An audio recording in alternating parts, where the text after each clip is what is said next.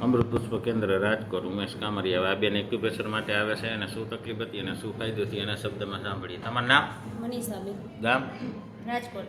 હવે તમને શું તકલીફ હતી? મને પગ દુખતો હતો, સાયટિકા વા હતો. અને ડોક્ટર આગળ બતાવ્યું હા. અને એ લોકોએ એ જ કીધું સાયટિકા છે. હમ, પછી ત્યાંથી કઈ ફેર ન પડ્યો. હમ, અમે લોકોને અહીંયા ખબર હતી કે તમે પોઈન્ટ આપો છો, હમ. અમે અહીંયા હમ. આવ્યા અને મને પહેલા જ દિવસે ફેર પડી ગયો. પહેલે જ દિવસે. હા.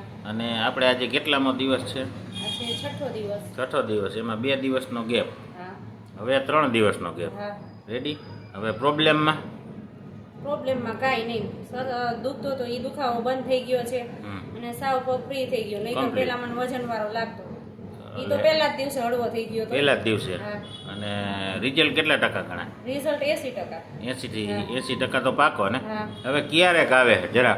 હા, ઝટકો આવે દિવસમાં ઝટકો. એકવાર 5 મિનિટ જેટલો, બાકી દુખતો જ નથી. બાકી બધું કામ માંડ્યા કરવા? હા. રેડી, હાવ ફ્રી થઈને. હા.